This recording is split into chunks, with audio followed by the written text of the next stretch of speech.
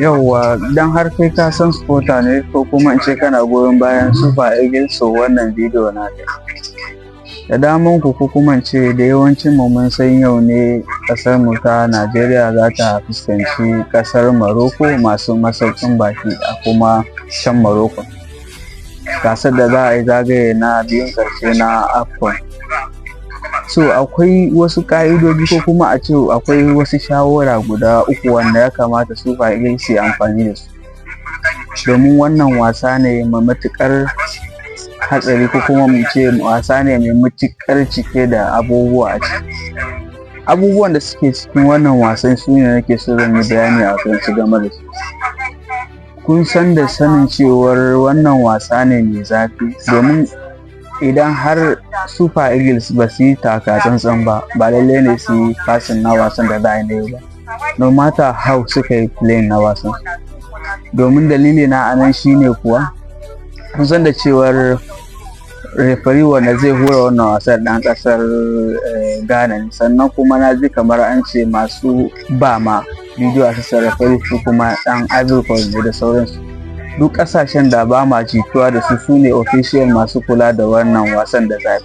Sannan abu na gaba da nake so na yi bayani a kai shine Super Eagles wasan da za su yi na yau su tabbatar da cewar formation da za su tabbatar kamar su yi 5-3-2-1 ne, su yi defense, sannan kuma su yi avoiding na shiga dan wasa cikin 18 nasu.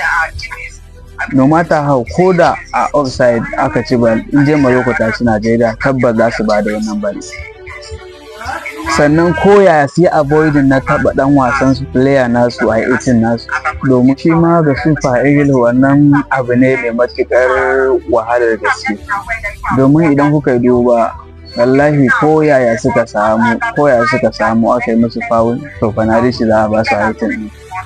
Sannan Super Eagles ya avoiding na komai kankantarsa na shiga offside, in dai za su ci bal su tabbatar bal sun ci ta ingantacciya mai tsarki, sun taho daga bal daga 18 sun shiga da ita, ba wai wani yana koyaya aka samu matsala wani yana dan wajen ragar waɗannan mutanen, to ita ma wana za su iya ba da offside. To shine nake so yin advising na Super Eagles player, da dai na san ba Hausa suke ji ba su, amma zan yi amfani da wannan shawara ce ga mu kan alƙalai. Na tabbatar wasan nan wasa ne mai matuƙar zafi, sannan idan ba shi daga ta ba wallahi za a iya kore su.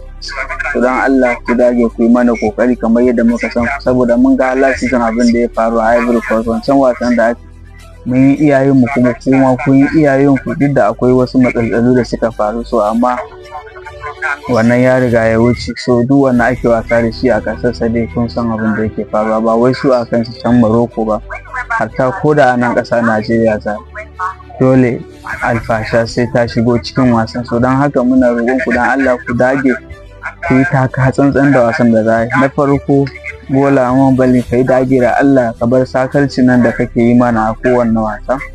Sannan defense namu ku tsare defense sosai, ku daina allowing na mutum ko a offside ko me, dan ko da offside suka ci mun san da ba su za. Sannan midfield kuma ku dage da position naku ku yi wasa mai kyau. Sannan straight striker forward da dina nufi kuma ku dage ku yi wasa ko suna Ademola Lookman da Akon Sadon. Da Allah ku dage fidda mu a kunya, da Allah ku dage ku fidda mu a kunya, domin wannan wasa mun daɗe ba mu ɗau wannan African Cup ba. So idan muka ɗauke shi wannan shekarar na san insha Allah ƙasar mu za ta ƙara samun martaba da ku kanku filiyoyi da kuke bugawa a Europe da kuma sauran ƙasashe na Turawa. Don haka wannan shawari ne nake so in bayar, dan Allah don muna begin ɗin ku yi wasa da zuciyarku, sannan ku yi kamar yadda kuka saba yin wasan ku a kore shi. Ku daure, wannan wasa ne za a yi shi, wasa ne mai matuƙar zafin gaske, wannan zai matuƙar ƙayatarwa. Insha Allah mu dai muna nan mu ne muku addu'a, sannan kuma za mu ba ku goyon baya 100% game da wasan da za ku yi. Sannan ina so dan Allah, akwai cikin ku na ga akwai masu jin Hausa, ku yi amfani da wannan dabarukan da ake gaya muku. Na farko ku yi defense, sannan kar ku yi avoiding na taɓa mutum a 18 naku, sannan ku yi avoiding na shiga offside ko ya yake a wurin su, sannan ku yi bal, ku duk bal ɗin da za ku ce zamana a ce bal ɗin kun ci ta mai tsarki, kun ci bal ce mai kyau, wannan duk kiyayyar ref dole sai ya bayar ta, duk kiyayyarsa. Idan su sun yi alƙalanci na suna akwai FIFA su ma suna gani, sannan kuma na san su ba za su yi goyon bayan rashin gaskiya ba insha Allah. So wannan wasa idan kuma kuka yi wannan wasa kuka ci Morocco, na tabbatar da already daman kofi ya riga ya zama namu. So insha Allah kuma haka muke da fata. To duk wani ɗan ƙasa na gari sai ya faɗa mana ra'ayinsa game da wannan wasan da za a yi yau. Ni dai ina fatan mu ci.